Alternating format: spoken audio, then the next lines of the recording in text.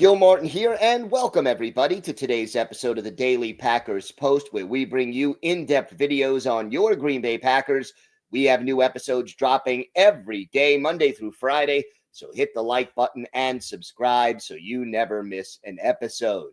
Also, check out our website at thepackerspost.com for in-depth articles on your Green Bay Packers. Today, we take a look at the Packers offense, which is about to get a boost as some injured players near their return to the lineup. And these guys could be keys for the Packers, giving the offense a boost for the stretch drive. The Packers do face a tough schedule, but they have a chance to win the NFC North and maybe even get the top seed in the NFC if they have a strong finish to the season. 5 games left on the schedule, and they may be getting some help for the offense at just the right time. There are 2 players in particular who are on the comeback trail from injuries, both of them now activated on their 21-day window to return to the lineup. At running back, you've got Marshawn Lloyd, and his window opened up this past Monday, December 1st. Amazingly enough, the 3rd-round pick out of USC in 2 seasons has only played 1 regular season game. That was week 2 of 2024. He had 6 carries for 15 yards, 1 pass caught for 3 more, and then missed the rest of the season due to injuries. In training camp, he pulled a groin early, came back for the preseason, but strained a hamstring in a preseason game, and now is just returning to practice for the first time. The Packers did send him to a specialist to try to see if there were any imbalances in his body, hoping to prevent future injuries. And look, Lloyd is not going to be the starter. Josh Jacobs will hold on to that job for sure. You got Chris Brooks still going to have his role as the 3rd down / obvious passing situation substitute because he's great at blocking.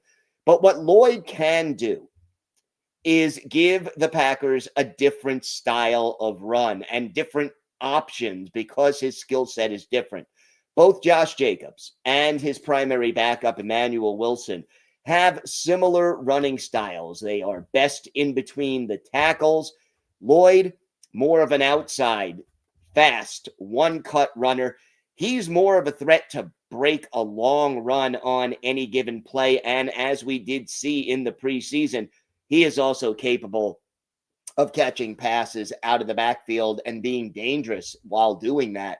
So if you add a runner with a different style, a guy who can break long runs off, that's another dimension added to the offense. It gives the defenses something more to think about, and it gives head coach Matt LaFleur more options to work with. We'll see when he is ready to return. At wide receiver, you've got Jayden Reed. Now, he's closer to returning than Lloyd is. The 3rd-year man out of Michigan State has been out of the lineup since week 2. He had 2 surgeries, one to repair a broken collarbone, the other a fracture in his foot. Now, Reed was the Packers' leader in catches in each of his first 2 years, to 2023, 2024. He operated predominantly out of the slot, most of his patterns short and intermediate.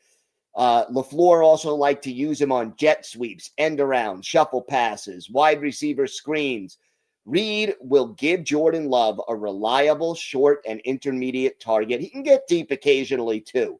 But what's been missing since Tucker Kraft was lost for the season is that reliable check down for sure gains. And Reed could replace some of Kraft's targets in those circumstances. And like Kraft, although he has a different body type and a different reason for it, but Reed is very good at running after the catch. You get Reed back. He may very well be back this week against the Bears. Hopefully Matthew Golden, the 1st-round pick this year, going to come back. And then you would have Golden, Reed, Christian Watson, Romeo Doubs, Dontavian Wicks. This would be the first time all year that the Packers would have their top receivers all available on the field at the same time. I do expect Reed to be back Sunday. The Packers did just waive wide receiver Will Shepherd to make room for Reed on the 53-man roster. I would expect Reed to be on a play count, maybe 15, 20 snaps in his first game back, but that number should increase each week as he gets back into football shape. Lloyd, I think, will need another week or so of practice. He's been out longer, started practicing later than Reed did. And the Packers also, I think, they've got 3 solid running backs on the roster who can more than handle the load against the Bears. You don't want to rush Lloyd back. But here's the deal. Jordan Love, as usual, heating up, Toyotathon, right? Late in the season, he tends to heat up, and giving him additional weapons, one in the form of Marshawn Lloyd at running back, one in the form of Jaden Reed at wide receiver, that makes the offense even more dangerous, and it gives opposing defenses more to think about. And, it's almost like adding a couple of players via trade late in the season, well after the trade deadline has passed. Check out our website at thepackerspost.com. We have in-depth articles there every day, Monday through Saturday. Here on YouTube, hit the like button and subscribe so you never miss an episode of the Daily Packers Post. I'm Gil Martin. Have a great day, everybody. Stay safe, and of course, go Pack Go.